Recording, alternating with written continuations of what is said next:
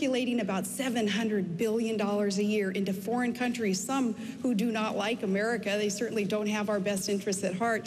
Instead of those dollars circulating here, creating tens of thousands of jobs and allowing domestic supplies of energy to be tapped into and to start flowing into these very, very hungry markets. Energy independence is the key to this nation's future, to our economic future, and to our national security. So when we talk about energy plans, it's not just about who got a tax break and who didn't, and we're not giving oil company tax breaks, but it's about a heck of a lot more than that. Energy independence is the key to America's future. Governor, I'm happy to talk to you in this next section about energy issues. Let's talk about climate change. What is true and what is false about what we have heard, read, discussed, debated about the causes of climate change? Yeah, well, as the nation's only Arctic state and being the governor of that state, Alaska feels and sees impacts of climate change more so than any other state, and we know that it's real. I'm not one to attribute every activity of man to the changes in the climate. There is something to be said also for man's activities, but also for the cyclical temperature changes on our planet.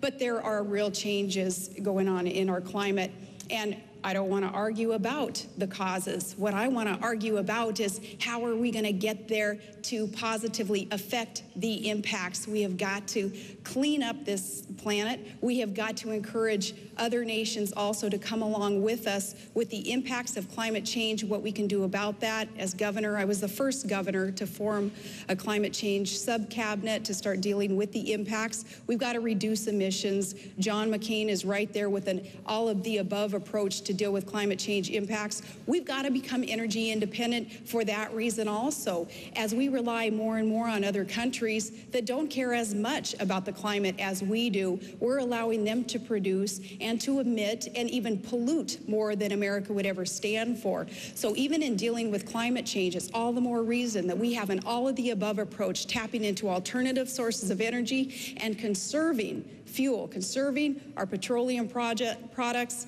and our hydrocarbons so that we can clean up this planet and deal with climate change. Senator, what is true and what is false about the causes? Well, I think it is man-made. I think it's clearly man-made. And look, this probably explains the biggest fundamental difference between John McCain and Barack Obama and Sarah Palin and Joe Biden, Governor Palin and Joe Biden. If you don't understand what the cause is, it's virtually impossible to come up with a solution.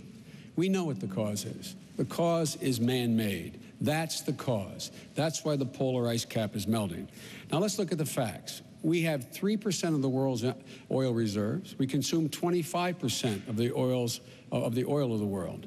John McCain has voted 20 times in the last decade and a half against funding alternative energy sources, clean energy sources, wind, solar, biofuels, the way in which we can stop the greenhouse gases from emitting. We believe, Barack Obama believes, by investing in clean coal and safe nuclear, we can not only create jobs in wind and solar here in the United States, we can export it. China is building 1 to 3 new coal-fired plants, burning dirty coal per week. It's polluting not only the atmosphere, but the west coast of the United States. We should export the technology by investing in clean coal technology. We should be creating jobs. John McCain has voted 20 times against funding alternative energy sources and thinks, I guess, the only answer is drill, drill, drill. Drill we must. But it will take 10 years for 1 drop of oil to come out of any of the wells that are going to begun to be drilled. In the meantime, we're all going to be in real trouble. Let me clear something up. Senator McCain has said that he supports caps on carbon emissions. Senator Obama has said he supports clean coal technology, which I don't believe you've always supported. I have always supported it. Well, that's a fact. Clear it up for us, both of you, and start with Governor Palin. Yes, Senator McCain does support this. The chant is drill, baby, drill. And that's what we hear all across this country in our rallies, because people are so hungry for those domestic sources of energy to be tapped into. They know that even in my own energy producing state, we have billions of barrels of oil. and hundreds of trillions of cubic feet of clean, green natural gas. And we're building a nearly $40 billion natural gas pipeline, which is North America's largest and most expensive infrastructure project ever to flow those sources of energy into hungry markets. Barack Obama and Senator Biden, you've said no to everything in trying to find a domestic solution to the energy crisis that we're in. You even called drilling safe, environmentally friendly drilling offshore as raping the outer continental shelf. There, with new technology, with tiny footprints even on land, it is safe to drill, and we need to do more of that. But also in that all-of-the-above approach that Senator McCain supports, the alternative fuels will be tapped into, the nuclear, the clean coal. I was surprised to hear you mention that, because you had said that there isn't anything, such a thing as clean coal. And I think you said it in a rope line, too, at one of the rallies. We do need to keep within our 2 minutes, but I just want to ask you, do you support capping carbon emissions? I do. Okay, and on the clean coal issue? Absolutely, we do. We call for setting hard targets, number one. Clean coal. On clean coal. Oh, on clean coal. My record, just take a look at the record. My record for 25 years has supported clean coal technology. A comment made in a rope line was taken out of context. I was talking about exporting that technology to China, so when they burn their dirty coal, it won't be as dirty, it will be clean. But here's the bottom line, Gwen. How do we deal with global warming with continued addition to carbon emissions? And if the only answer you have is oil, and the governor says John's for everything, well, why did John vote 20 times? Maybe he's for everything as long as it is not helped forward by the government. Maybe he's for everything if the free market takes care of it. I don't know, but he voted 20 times against funding alternative energy sources. The next round of questions starts with you, sure. Senator Biden. Do you support, as they do in Alaska, granting same-sex benefits to couples?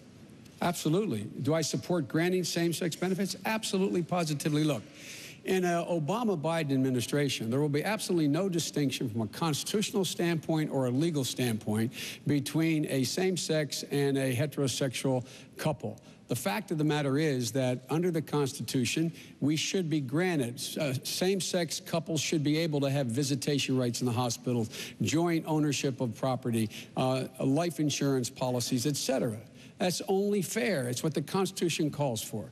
And so we do support making sure that committed couples in the same-sex marriage are guaranteed the same constitutional benefits as it relates to their property rights, their rights of visitation, their rights of insurance, their rights of ownership, as heterosexual couples do. Governor, would you support expanding that beyond Alaska to the rest of the nation? Well, not if it goes closer and closer towards redefining the traditional definition of marriage between one man and one woman. And unfortunately, that's sometimes where those steps lead. But I also want to clarify if there's any kind of suggestion at all from my answer that I would be anything but tolerant of adults in America choosing their partners, choosing relationships that they deem best for themselves.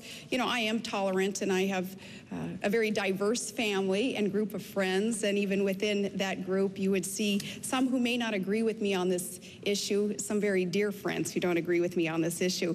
But in that tolerance also, no one would ever propose, not in a McCain-Palin administration, to do anything to prohibit, say, visitations in a hospital or contracts being signed, negotiated between parties. But I will tell Americans straight up that I don't support defining marriage as anything but between one man and one woman. And I think through nuances we could go round and round about what that actually means. But I'm being as straight up with Americans as I can in my non-support for anything but a traditional definition of marriage. Let's try to avoid nuance, Senator. Do you support gay marriage?